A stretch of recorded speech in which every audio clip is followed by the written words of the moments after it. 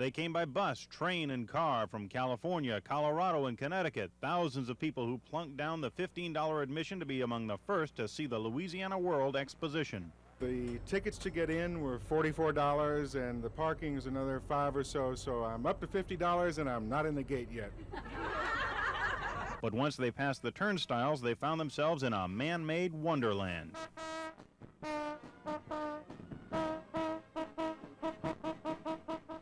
Whether they lived in New Orleans or elsewhere, most fair visitors were quickly caught up by the Mardi Gras spirit of the exposition.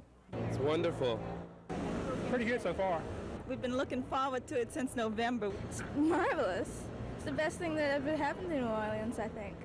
Only one man said that after a first look, he wanted to sell his season passport. I find it dirty and gaudy. In an isolated incident, pickpockets found some victims outside the front gate. A man was standing in front of me, and he mentioned to me that he felt a hand in his pocket, back pocket. And I looked at my back pocket, my wallet was gone. But police say the pickpockets had their chance only because a first-day crowd gathered long before the gates opened. For most people, the day was full of wonderful sights, interesting things to do, and many chances to sample New Orleans' famous cuisine. The biggest impression on me was the sausage sandwich with the mustard. Delicious.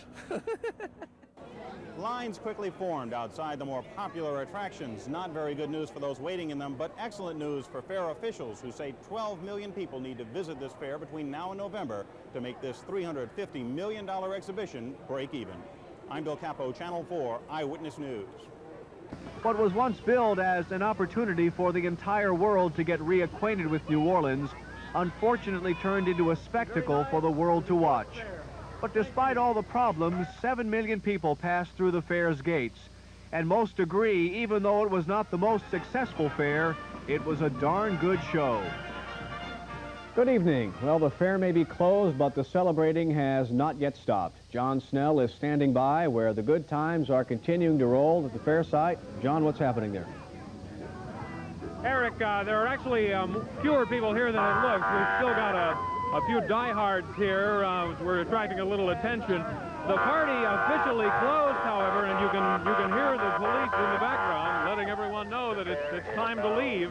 They promptly announced at 10 tonight that everything was closing up and that this Mardi Gras in November was over. Fair President Peter Fernie met with the press one last time at the closing of the fair, and Fernie insisted to the end that it was a bargain. We've put on a great show. I think the people responded to that show, and today was an outpouring of the appreciation for that show. As businessmen, we were unfortunate in the fact that there were not enough people here buying tickets to pay the expenses involved. But I still feel in the long-range economic impact of this exposition, everyone will benefit, and we're proud to have been associated with it. A man that sparked strong feeling in this town. Mr. Spurney caught some booze this evening when he spoke at the closing ceremonies. On the other hand, when they were officially over, he spent the next 10, 20 minutes, at least 20 minutes, signing autographs. And that kind of symbolizes the mixed feelings on the end of the 1984 World's Fair. We'll be back with more later, Eric. Right now, back to you at the studio. All right, John, and John has a couple of admirers with him there. And as John said, he'll be back a little later in the program with a retrospective look at the 1984 Louisiana World's Fair. Well, tonight, thousands of people packed the Quality Seal Amphitheater for the final show of the World's Fair, the official closing ceremonies. And if nothing else, the expo went out in spectacular New Orleans style. When the show started at 7 p.m., it had everything: music, pomp, pageantry, and dignitaries from all over the world. But noticeably absent were Mayor Ernest Morial and Governor Edwin Edwards. Both were present for the opening ceremonies on May 12th. Tonight, though, no one seemed to miss them as the thousands in the audience roared with approval as Irma Thomas belted out the World's Fair theme.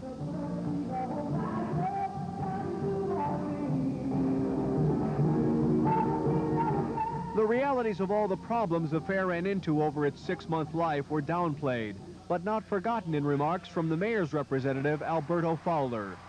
And New Orleans has integrity, and New Orleans has wisdom. New Orleans has probably closed together. Thank you. One of the highlights of the closing ceremony was a visit by the Riverboat Natchez and the Southern University Marching Band. And when they broke into Way Down Yonder in New Orleans, this crowd loved it.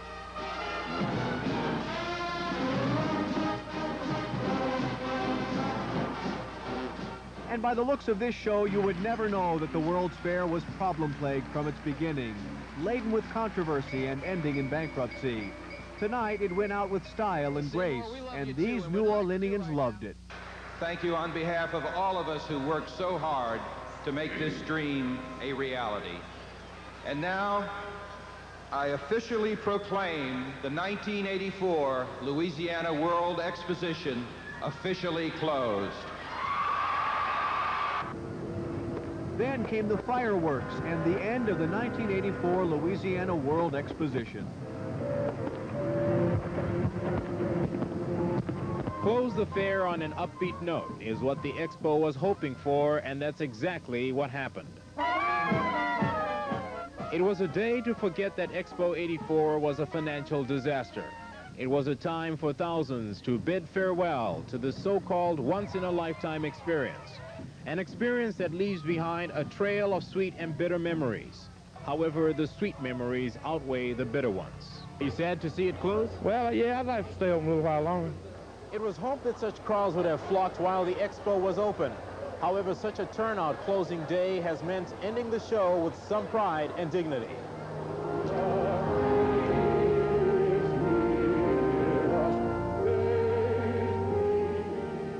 A benediction at the amphitheater was in order as a show of thanks for what New Orleans was able to put on for the rest of the world.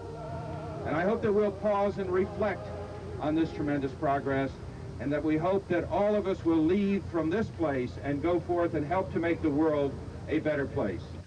Like any other festivity that has a continuing chapter, tradition was passed on.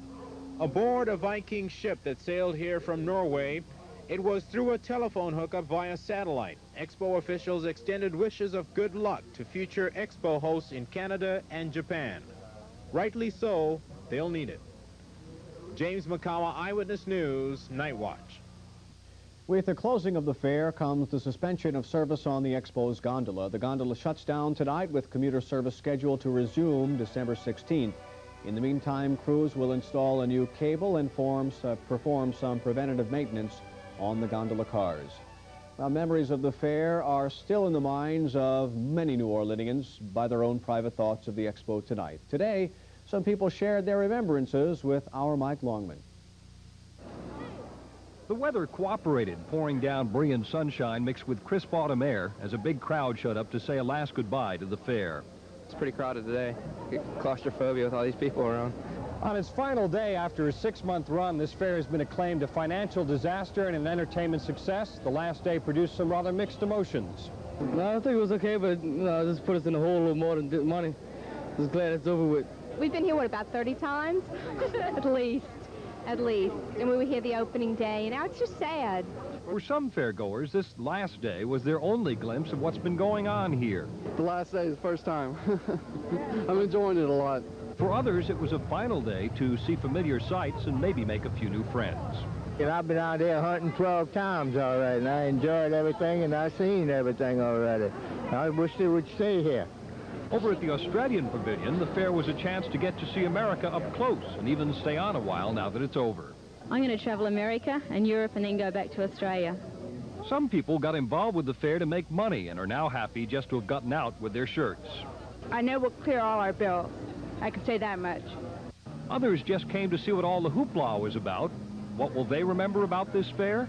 Gondola, and I went on the monorail, and I went on the shoot, and that's all. A veteran of 4 World's Fairs ranks this one at the top. This is beautiful. A lot of action, more lively than most. Not quite as straight up and down concrete-wise, but a lot of fun here. And now that it's over, was the fair a plus or a minus for New Orleans? I think the fair was beautiful. The publicity was real bad.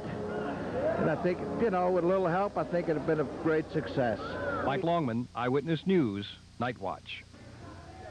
That last gentleman in the story said a lot, I think, about the attitude that people have toward this fair as a story and the way that the story was reported. And I think also about the frustration, frankly, that people feel in the town and the experience they had at the fair and the knowledge that they have that people elsewhere in the country don't share this knowledge with them. For fair officials, it was a frustrating 6 months in which the financial picture often overshadowed the fun. It seems like a contradiction in terms, but the same fair that became such a financial nightmare was hailed as a showbiz success. I think it's beautiful. This is about my 3rd or 4th time here. Oh, I love it. It's great. I hate to see it go. The critics loved it. The problem was enough of the critics that really mattered never came. Explanations as to why abound, but one factor may have been promotion.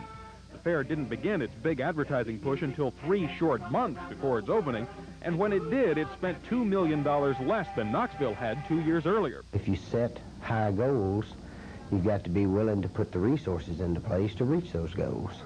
Estimates on how much the fair lost vary, but even fair managers can see they're faced with at least $100 million of red ink. Contractors paid a high price. Most have received less than half of what they are owed for work done weeks prior to the fair's opening. And though some concessionaires made money, others were losers. Well, I believe all the hype that I was given, that we were going to have the best World's Fair ever, and that if Knoxville... Steve Lindsley, for instance, is out $15,000 on his face painting business and is contemplating bankruptcy himself. You know, it was a lot of hard lessons that cost me a lot of money, and, you know, I could have probably got an MBA from Harvard for what it cost me to go through this experience. Unfortunately, nobody's going to award me a degree for this. On the other hand, promoters stress the fair's benefits will be felt long after the fair is dismantled.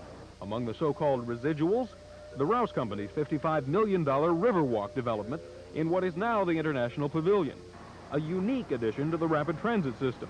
And most notably, the World's Fair Great Hall becomes the new convention center. To those skeptics who say it would have been built anyway, Something like this comes in and acts as a catalyst to make things move maybe in 5 years, what would normally take about 20 years. promoters argue residuals are the great untold story of the fair, that it will do for the riverfront what the Superdome did for Poydras Street. Only time will tell if the fair was worth the cost. The party is officially over, but the partying goes on here. These people aren't supposed to be here. The officers are trying to get everyone out, and actually, I'm surprised, frankly, Eric, that there aren't more people here at this time. They've managed to get just about everybody off, and a few stragglers left. John, a little more on your retrospective look at the fair. I imagine whether it's positive or negative, this fair will have left a mark on this city that will be felt for years and years to come. And you will find a host of opinions on that as to whether this is a black eye for the tourism industry or the argument that you heard in the latter portion of the story that it's only the beginning. I think that everyone agrees that if it says anything, it shows that you can't simply attract people to New Orleans by staging an event. They have to be invited. And the people, the hotel chains that are investing these millions of dollars in these 5,000 new hotel rooms were banking on the same kinds of theories that the fair itself was. They are still banking that the long-term future is much brighter.